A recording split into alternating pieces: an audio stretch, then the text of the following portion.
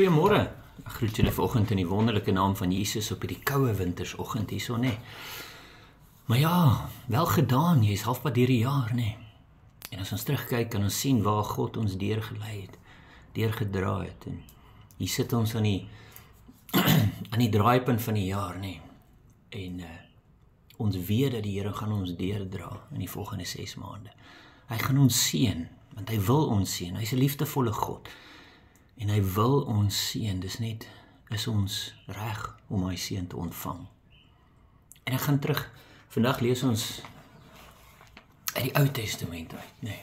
Want daar's soveel waarde wat ons in die Ou Testamentiese stories kan lees, al lees jy dit net om gewone wêreldswaardes te leer.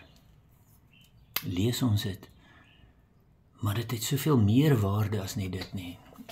En ons lees vandag uit Numeri 21 en ek glo en ek hoop, dis 'n bekende verse daar by julle. Maar ons lees hier so en sê, vanaf vers 1, en hy sê, toe die Kanaaniete, die koning van Arad, wat in die Suidland gewoon het, hoor dat Israel met die pad van Atarium kom, het hy teen Israel geveg en sommige van hulle as gevangenes weggevoer. So dis nie dat Israel gekom het om moeilikheid te maak nie. Ons lees dit nie hier nie. En partykeer is dit maar net hoe ons is nie. Ons het God saam met ons, in ons, en ons stap net in 'n vertrek in en mense is al reeds besig om teen ons te draai. Hoekom? Want hulle weet die gees van God is in ons, die gees van lewe en die waarheid is binne in ons. En dan wil ons iets doen en ons kry nie daai deurbraak nie. Nou wat doen ons in daai geval nie? Hier kom dit duidelik en sê, daarop het Israel aan die Here. Dis die eerste plek waarna toe hulle gegaan het, is na die Here toe om te sê, Here, wat moet ek in hierdie situasie doen? Hoe kan ons hierso? Maar dan kom hulle nie daar met daai Jannie jammergat houding om, Here, asseblief help my deur hierdie, nee. Here, oorwin hierdie mense. Here, verslaan hierdie mense.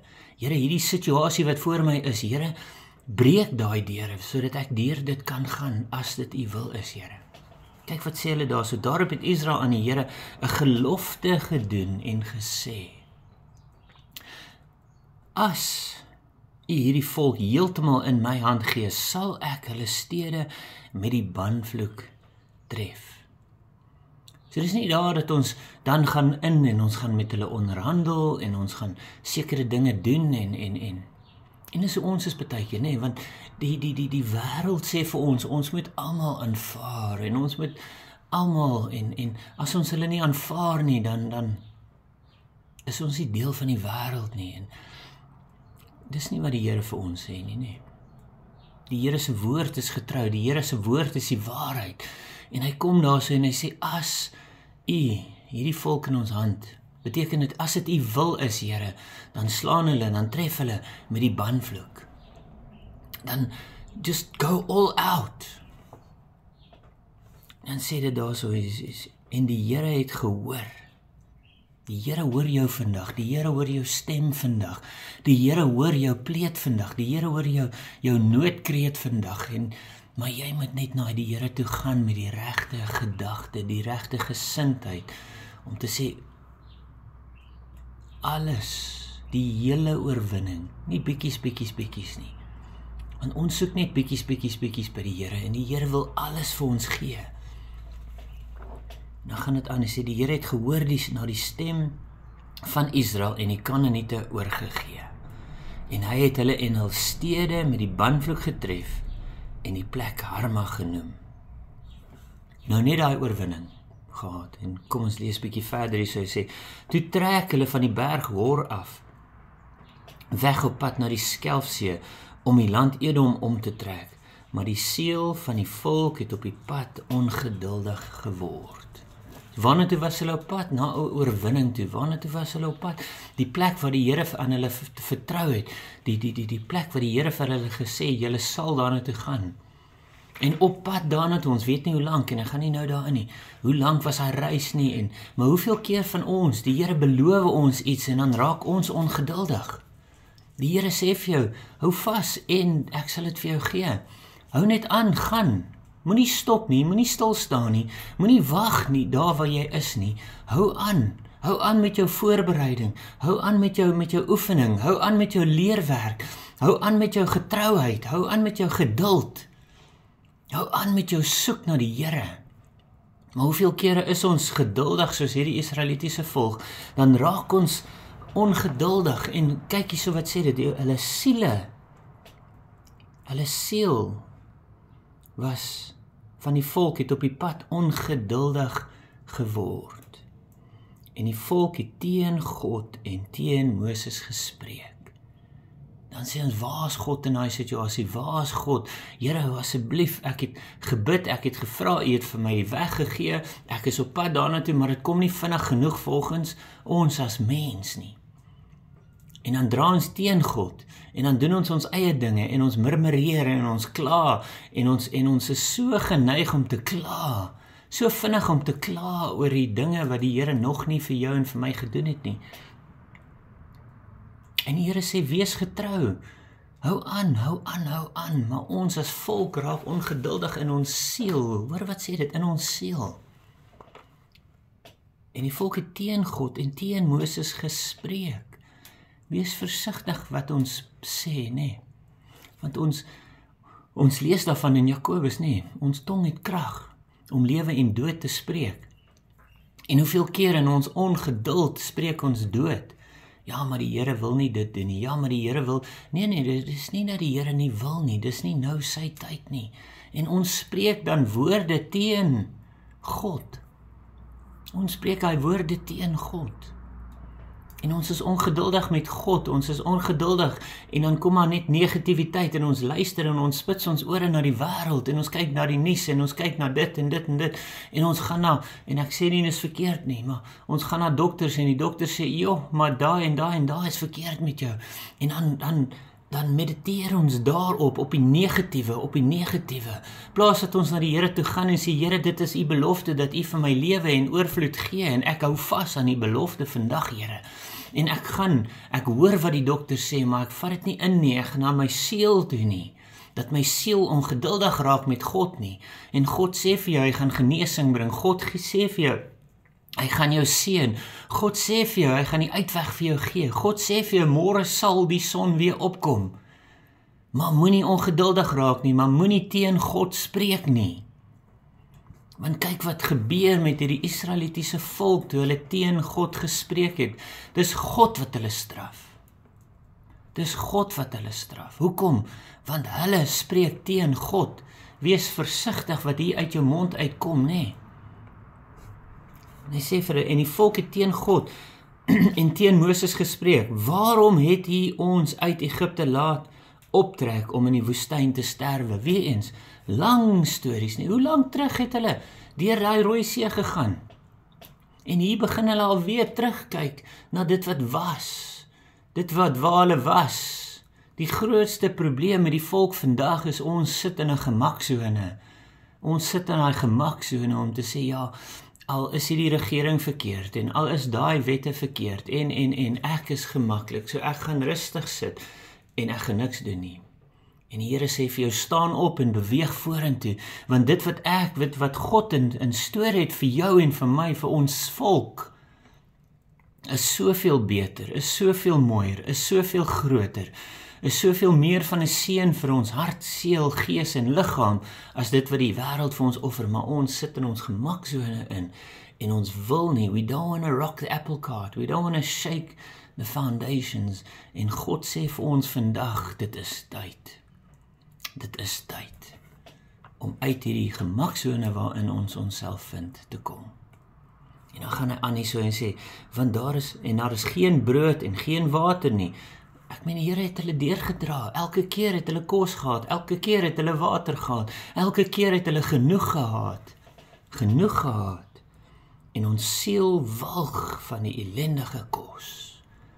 Dit is so awesome, dat hulle elke dag kos gehad het, maar hulle is nie gelukkig met dit wat die Here vir hulle gegee het, en kyk wat sê doen die Here, toe stuur die Here giftige slange onder die volk, wat die volk gebyt het, en baie mense uit Israel het gesterwe. En die nommers wat ons daar kry is maar 3000. 3000 het in 'n dag gesterf. Baie mense het gesterwe. Hoekom? Want hulle teen God gespreek. Hulle het gesmag maar die dinge wat die koning vir hulle gegee het. Die koning van Egipte, nie die koning van Israel nie. Die Farao het hulle bietjie kos gegee, maar dat hulle werk so hard, hulle het gewerk toe die son opgekom het, totdat die son gesak het, en hulle vergeet van hierdie dingetjies, nê. En dan kom, en die Here bestraf hulle. Die Here straf hulle, hoekom? Want hulle teen God gespreek, en dis hoekom dit so belangrik is, wees versigtig wat jy sê, want partykeer is God besig, en dan is ons so geneig om teen God te spreek, deur ons ongeduld, deur ons eie menslikheid. En dan sê, en die volk het na Moses gekom en gesê, ons het gesondig, die eerste plek, nee, bekering, begin daai, ek bely my sondes, ek spreek dit uit, en ek laat toe dat iemand my verantwoordelik hou vir dit wat ek uitgespreek het, dit help nie, ja, ons moet ons sonde bely voor die Here, maar ons moet ook na die volk toe gaan, die persoon teen wie ons gesondig het, ons moet na daai persoon toe gaan, en daar vergifnis vra, en dit is partykeer die moeilikste ding om te doen, want daar sê dit, ons het gesondig dat ons teen die Here en teen U gespreek het. Bid asseblief tot die Here, dat hy die slange van ons wegneem, en Moses het vir die volk gebid. Daarop sê die Here aan Moses, maak vir jou 'n giftige slang, en sit dit op 'n paal, dat dan sal elkeen wat gebyt is, en daarna kyk lewe. Toe het Moses 'n koperslang gemaak, en dit op 'n paal gesit, en as 'n slang iemand gebyt het, en hy kyk na die koperslang, het hy in die lewe gebly, en die kinders van Israel het weggetrek, en laar opgeslaan in Obot. En dit is daai, wat die moeilikste ding om te doen, dit wat ons die seerste gemaak het, partykeer moet ons na daai persoon toe gaan, en vir daai persoon gaan vra, asseblief vergewe my. Dit is daai slang op die stok, wat Moses opgestel, dit is daai ding wat die dood veroorsaak het. Dit is daai ding wat die hartseer en die pyn veroorsaak het. Ja, deur hulle eie woorde wat hulle gespreek het, maar dit is daai slang, toe die slang hulle byt, toe die mens hom seer gemaak het, moet ons na daai persoon toe gaan en sê, jy het my seer gemaak. Hoekom? Sodat ons aan die lewe kan bly. Want daai onvergifnis wat binne in ons is, bly daar. En dit maak ons dood, dit maak ons stadig maar seker dood. Maar as ons na daai persoon toe gaan en sê, jy het my seer gemaak, het ek dalk iets teen jou gedoen, en vra ek verskoning, maar jy het my seer gemaak. Daai slang op die paal, moes die mense na dit kyk.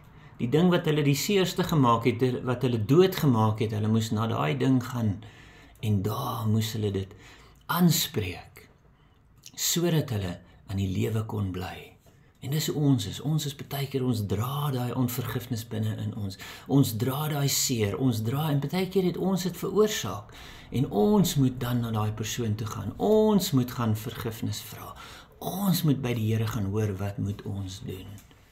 En dit is so amazing, wat die Here gebruik, daai slang op die staf, as 'n voorbeeld, later, op daai stadium het hulle nie daarvan geweet nie, en dit is so 'n belangrike lewensles wat ons daaruit kan kry, om te sê, wat moet ons doen? En die Here sê, gaan na die Here toe, raadpleeg by die Here sal vir jou sê, waarna toe jy moet gaan en wat jy moet sê, en dan as ons daar is, moet ons partykeer daai moeilike besluite maak, En as ons kyk na Johannes 3 vers 14, dan lees ons, en soos Moses die slang in die woestyn verhoog het, so moet die seun van die mens verhoog word.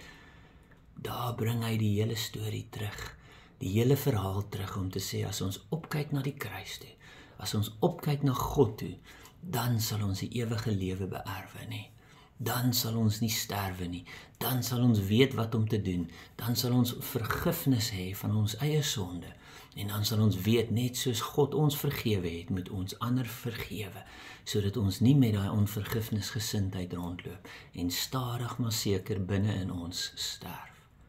En dis die boodskap wat ek by julle los vandag. Partykeer moet ons daai moeilike besluite maak daai moeilike besluite, maar raadpleeg die Here eers. Maak die moeilike besluite, sodat die Here jou kan seën, hy kan jou verlos, en hy kan jou die lewe gee wat hy aan jou beloof het. Mag jy geseënde week hê. En as dit die Here se wil is, praat ons weer volgende week. Ons is lief vir jou, reik uit as jy nodig het. Ek groet jou in Jesus naam.